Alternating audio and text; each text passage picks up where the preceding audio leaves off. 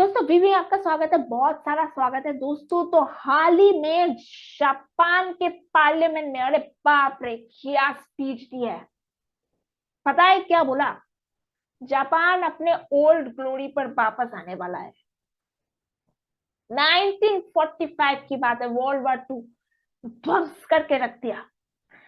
China तक प्रवेश कर चुका था जापान। अरे देर फुटिया हुआ तो क्या, ताइकुंडो वाइकुंडो चाइना छोड़ो, इंडिया के मणिपुर तक आ चुका था। आज अगर ब्रिटिशर्स नहीं होते, मार के नहीं भगाते, सुभाष चंद्र बोस जी नहीं होते, मारकर नहीं भगाते, तो हिंदुस्तान यूनियन के जगह आज जापान यूनियन होता। ठीक है, बात हो रही है अमेरिका की बेवफाई की। कौन सी बेवफाई? ये जो यूक्रेन को उन्होंने उकसाया रशिया के साथ वार में जाने के लिए, मैं तुम्हारे साथ हूं, मैं तुम्हारे साथ हूं, अरे लड़ो रशिया के साथ, यूक्रेन जाओ लड़ो। और बाद में क्या हुआ? उखड़ गए, नहीं साथ दिया यूक्रेन का। ये चीज जापान ने देखी और सोचा ये तो बड़ा पलटू है, ये तो पलटी खाता है समय के साथ। देखो, जब वर्ल्ड वॉर 2 हो रहा था, अमेरिका ने जापान की रंग देख रही थी। ठीक है, जापान उड़ रहा था, एक्सपेंशन पर एक्सपेंशन करते जा रहा था। जापान जर्मनी के साथ था। ठीक है, जर्मनी को हरा दिया, वहां पर जर्मनी को हरा दिया। अमेरिका ने इंग्लैंड और फ्रांस के साथ मिलाकर जर्मनी को हरा दिया। किंतु जापान उस साइड से लगातार आगे बढ़ रहा था। अरे रशिया नहीं रोक पा रहा था उसको। तभी तो अमेरिका ने गिराया बम उस पर, विदाउट एनी अलर्ट।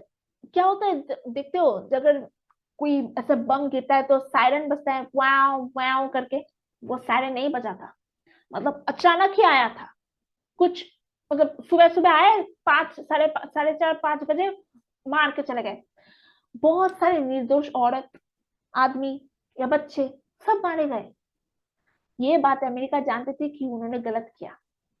ठीक है, इसलिए क्या किया, पूरा एग्रीकल्चर लैंड पैन सब बर्बाद, कुछ नहीं बचा था। इसलिए अमेरिका ने आके जापान से कहा, सुनो, युद्ध बंद करो और मैं तुमको प्रॉमिस करता हूँ, तुम्हारे खाने की खर्चा, खाना और तुम्हारा डिफेंस का दायित्व मेरा होगा। और बदले में तुम क्या करोगे, अपना जो बचा कुचा लेबर फोर्स है उसको साइंस के फील्ड में लगाओ। जापान ने किया ऐसा। आज भी जापान साइंस में ही अपना सारा कुछ जीडीपी वहां पर ही इन्वेस्टमेंट करता है। लेकिन रिसेंट जो यूक्रेन रशिया वार हुआ, रंग तो देख लिया। राइट, अब देखो, जो पड़ोसी होता है ना, चाहे वो पाकिस्तान इंडिया बोलो, इसराइल पैलेस्टाइन बोलो, अर्जेंटीना ब्राजील बोलो, ठीक है, अमेरिका मेक्सिको बोलो, पड़ोसी पड़ोसी की कभी काम नहीं आती। एक अगर आगे बढ़ता है तो दूसरा अपना टांग खींच के उसको नीचे ले आता है। ये चीज जापान को भली भांति मालूम है, क्योंकि उनका 3 भिन्न शत्रु है, रशिया, चाइना और एक है नॉर्थ कोरिया। केस आ रहा है नॉर्थ कोरिया से, सुनने को मिल रहा है। बोल कौन रहा है, न्यूज कहां से आ रहा है? साउथ कोरिया से। न्यूज आ रहा है साउथ कोरिया से कि नॉर्थ कोरिया जापान पर हमला करने वाला है। हम आएंगे मिसाइल पर, ये वाला देखो। तो क्या हुआ इसमें, सुबह सुबह साउथ कोरिया का एक मिनिस्टर है, उन्होंने देखा कि नॉर्थ कोरिया मिसाइल तैनात करे, जो border south Korea north Korea के बॉर्डर है वहां पर मिसाइल तैनात कर रहे हैं। क्यों? जापान को मारने के लिए। अब साउथ कोरिया को कैसे मालूम? ठीक, कोरिया को अगर नॉर्थ कोरिया को अगर जापान को मारना ही है तो ऊपर वाला जो बॉर्डर है, जो जापान के नजदीक है, उस बॉर्डर से मारेंगे। तो साउथ कोरिया को पता नहीं चलेगा। जैसे कि ये देख लो, मैं समझाती हूँ, ये वाला नॉर्थ कोरिया है और ये वाला साउथ कोरिया है। ठीक है, तो यहाँ पर मिसाइल तैनात करना चाहिए, जापान यहाँ पर है, right? तो यहाँ से डायरेक्ट इजी होगा रूट। लेकिन ये पूर्वक यहाँ पर मिसाइल तैनात कर रहा है, तो साउथ कोरिया को पता चल जाए। इसको बोलते हैं 24 पैरेलल लाइन। ठीक है, 24 पैरेलल लाइन। क्यों 24 पैरेलल लाइन? क्यों? क्योंकि यहाँ पर जो डिमार्केशन है, जो होता है ना तार फार, तार जो रहता है वो 24 तार लगा हुआ है, इसलिए 24 पैरेलल लाइन। अच्छा छोड़ो इसको। अब अगर आप सुने होंगे न्यूज पर, मोदी जी ने आज 2000 किलोमीटर का एक मिसाइल खरीदा, 1500 किलोमीटर का मिसाइल टेस्ट किया, जो कि अमेरिका तक जा सकता है, यूरोप तक जा सकता है। तो ये क्या होता है, बेसिकली रेंज होता है ना। अगर ये इंडिया हुआ तो यहाँ पर अमेरिका हुआ, यहाँ का दूरी समझ लो कि 1000 किलोमीटर है, ठीक है। तो यहाँ से यहाँ तक मतलब 1000 किलोमीटर कवर कर सकता है, वैसा मिसाइल बनाते हैं लोग अक्सर।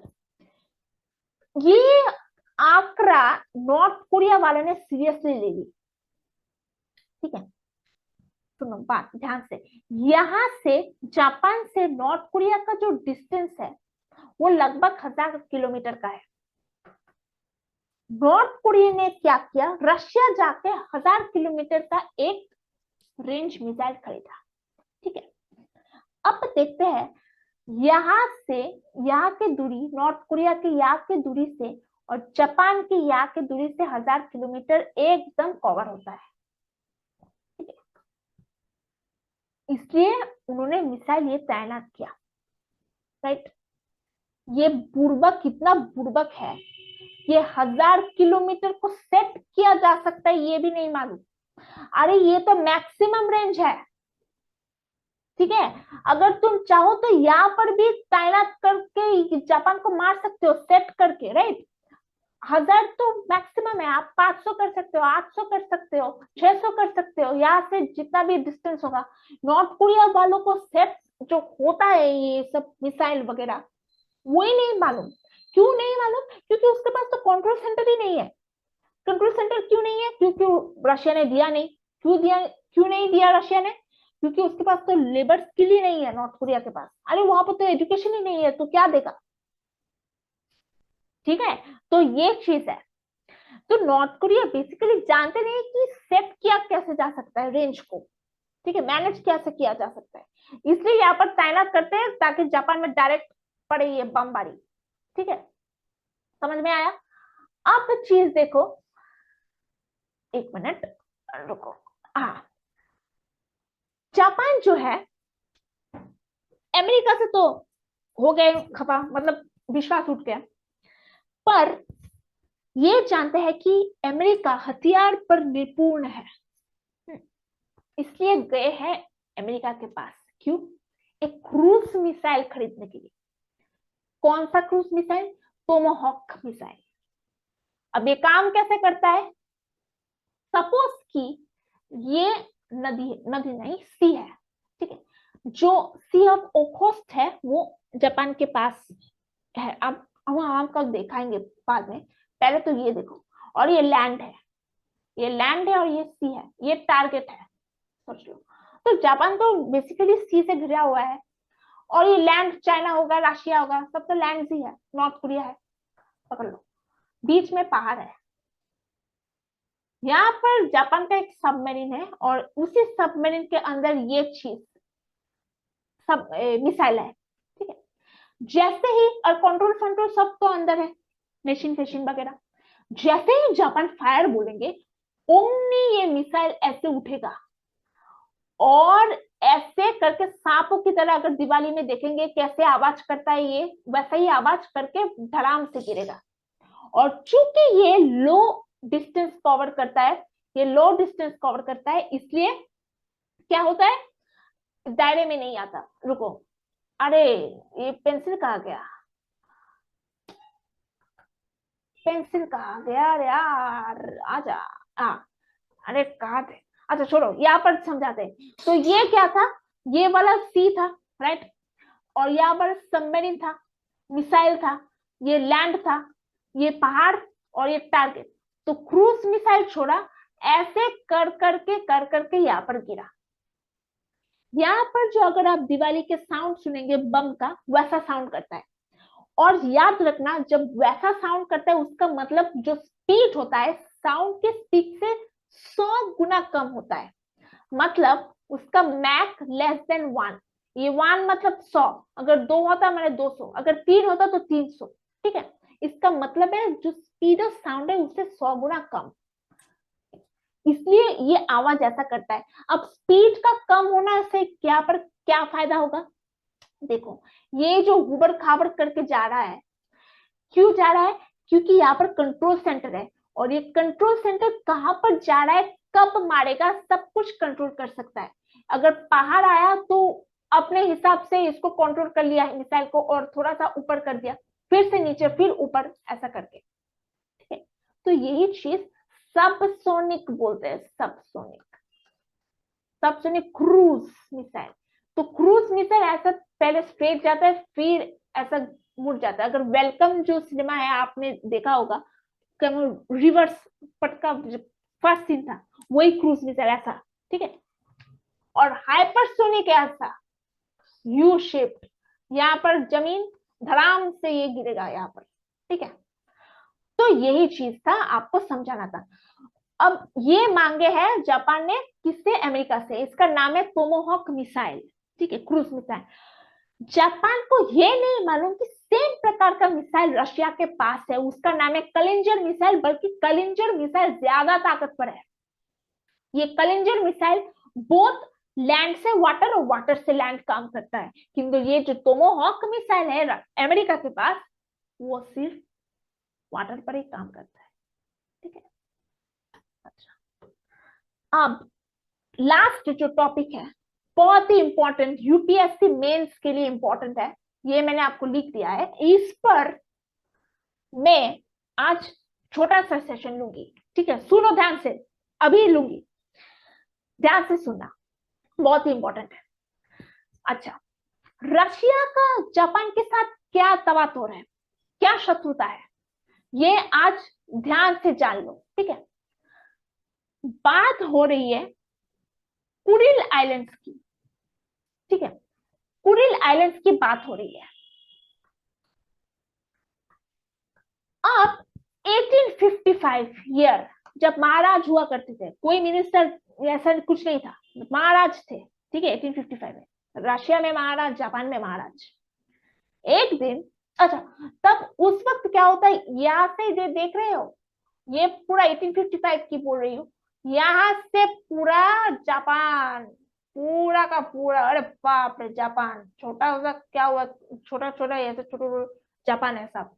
ये वाला रशिया, ये रशिया का, अभी अलास्का चला गया ना अमेरिका के पास, हाँ वही वही वाला चीज, अभी तो इसको अमेरिका को दे दिया अलास्का वाला। तो यहां से यहाँ पूरा जापान समझ लो। ठीक है, इसको मिटा दे रही हूँ। अच्छा, बात हो रही है 1855 में। एक दिन सुबह रशिया का जो किंग है आते हैं, कहां पर आते हैं, यहाँ पर जापान पर, यहाँ पर बैठते हैं, और अचानक से जापान को बोलते हैं, सुनो भाई, आज से ना ये जो ऊपर वाला हिस्सा है ये रशिया का, और जो निचली हिस्सा है ये आपका। इसको यूरोप को बोलते हैं, उसको यूरोप बोलते हैं। तो रशिया यहाँ पर सडनली आके बोलता है जापान को कि ये जो डिमार्केशन लाइन है, एक छोटा सा ये लाइन खींच दिया, और बोला कि ये वाला ऊपर आपका, रशिया का, ये वाला गया रशिया के पास, और ये वाला जापान के पास। थोड़ा सा नेगोशिएशन हुआ कि कम करो बड़ा करो। ठीक है, कि पर जापान क्या होता, पीस था उस वक्त, उतना ज्यादा आक्रामक नहीं था जापान, तो जापान मान गया, थोड़ा पीस वाला किंग था। ठीक है, मान गया, वेरी गुड, मान गया। अभी देखो जियोपॉलिटिक्स जो है, जैसे मैंने कहा, दो चीजों पर आधारित है, एक है लैंड और दूसरा है ट्रेड। यहाँ पर लैंड मांगने आए, तो रशिया ये वाला लाइन डिमार्केट कर दिया, यहाँ से पूरा रशिया ले गया, और यहाँ तक जापान। अब चूंकि वो राजा थोड़ा सा माउस जैसे सॉफ्ट था, तो मान गया। कहानी शुरू होती है 1875 से, Saint Petersburg treaty. Saint Petersburg, ये क्या है, सेंट पीटरबर्ग क्या है, रशिया का क्या है, कैपिटल है, सेंट पीटरबर्ग ट्रीटी। क्या होता है इस पर, यहाँ पर रशिया की नजर यहाँ पर गिरती है, जो दिख रहे ये जापान का पार्ट था, साखालिन, यहाँ पर गिरता है।